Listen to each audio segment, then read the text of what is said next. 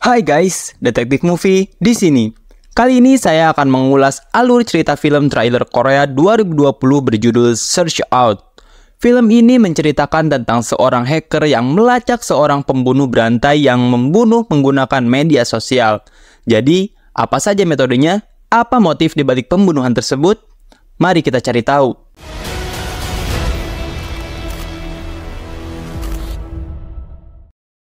Film ini dimulai dengan seorang sosiopat yang menerima misi aneh dari Instagram. Dia harus menonton video misterius semalaman, mengisolasi diri selama 24 jam, melukai dirinya sendiri, dan ada misi terakhir yang belum terungkap. Nah, di sini kita juga diperkenalkan dengan tokoh utama kita, seorang pemuda baik hati bernama John, yang ingin menjadi pekerja kantoran. Tapi di kehidupan nyata, dia bekerja sebagai kasir. Dia juga memiliki teman yang religius bernama Sung. Dia ingin menjadi polisi, tapi justru bekerja sebagai kurir. Mereka tinggal bersama di gedung yang sama. John sebenarnya seorang influencer di Instagram dengan 12.000 pengikut yang suka membantu orang mempromosikan bisnis mereka. Dan itulah cara dia bertemu dengan seorang wanita bernama Won yang ingin mengembangkan bisnis konsultasi psikologinya. Won memberikan motivasi gratis untuk orang-orang berpenghasilan rendah untuk tujuan yang baik.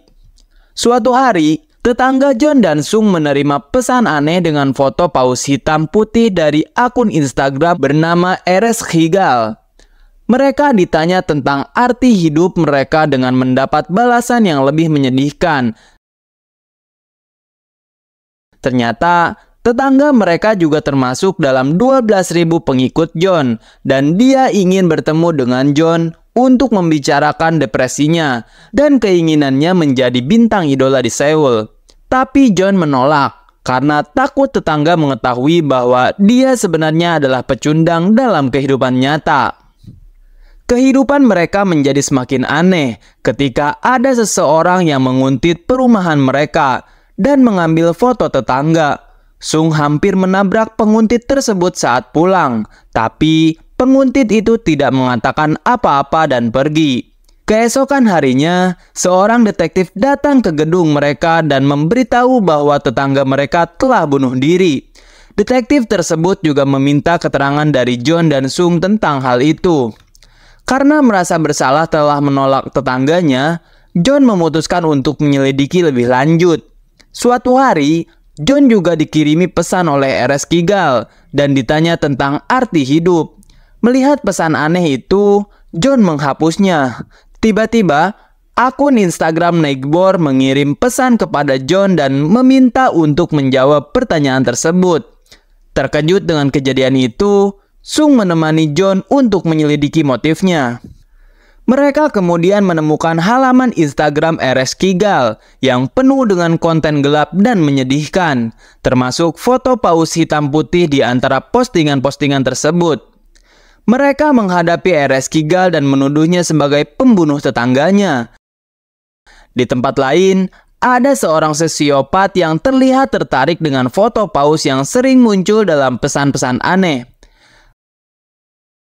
Karena merasa ada keanehan, John dan Sung melaporkan hal itu kepada detektif yang menangani kasus tetangga. Tapi sayangnya, detektif menolak untuk menyelidiki lebih lanjut. Detektif mengatakan bahwa motifnya sudah jelas. John dan Sung merasa putus asa dan meminta bantuan dari seorang anggota geng gangster bernama Nori untuk membantu mereka menyelidiki. Nori bergabung dengan tim sebagai hacker dan mencoba melacak IP Eres Kigal.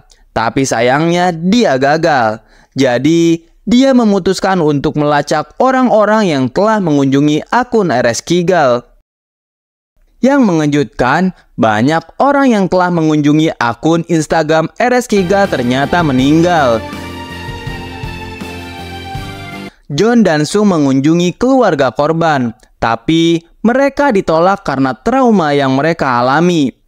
Saat mereka mengunjungi keluarga, si penguntit kembali mengikuti mereka. Setelah menyadari hal itu, John dan Sung mengejar si penguntit tersebut, tapi dia berhasil melarikan diri. Setelah pengejaran itu, John dan Sung menerima berita yang mengkhawatirkan. RS Kigal mengomentari postingan Nori dengan pertanyaan yang sama. Apa arti kehidupan? Beberapa saat kemudian, mereka menyadari sedang diawasi oleh penguntit. Mereka memberi umpan dan akhirnya berhasil menangkapnya dengan menggunakan taser. Penguntit tersebut mengungkapkan bahwa dia mengenal RS Kigal melalui media sosial. Mereka kemudian menjadi teman dan tetap berhubungan. Suatu hari, RS Kigal mengancam akan mengungkapkan rahasia penguntit tersebut jika dia tidak melakukan perintahnya. Jadi, penguntit dikirim oleh RS Kigal untuk mendapatkan informasi tentang para korban. Meskipun penguntit awalnya diancam, dia menjadi kecanduan melihat kehidupan pribadi orang lain dan terus membantu RS Kigal. Dengan informasi dari stalker ini, mereka mengetahui bahwa RS Kigal akan masuk ke dalam kesadaran korban melalui media sosial dan memancing stres hingga korban bunuh diri. Keesokan harinya, detektif menuduh salah satu sosiopat sebagai RS Kigal dan menyerbu tempatnya. Namun, sosiopat tersebut sudah menembak dirinya sendiri dan mati. Sebagai misi terakhirnya dari RS Kigal, detektif memberitahu John bahwa RS Kigal sudah mati. Namun, Nori masih penasaran dan memutuskan untuk menyelidiki lebih lanjut. Setelah itu, RS Kigal mengirim pesan kepada Nori dan memprovokasi stresnya. Karena depresi pribadinya, Nori akhirnya jatuh ke dalam perangkap dan ingin bunuh diri. Tapi, dia diselamatkan oleh John dan Sung. Melihat bahwa RS Kigal telah mencapai Nori, Sung menjadi marah dan memprovokasi RS Kigal melalui streaming. Kemudian Sung dihubungi oleh RS Kigal. Kini, Sung sendiri jatuh ke dalam perangkap RS Kigal. Sung diberikan misi yang mirip dengan yang diberikan kepada sosiopat. Untungnya, John tiba-tiba masuk ke kamar dan menyelamatkan Sung.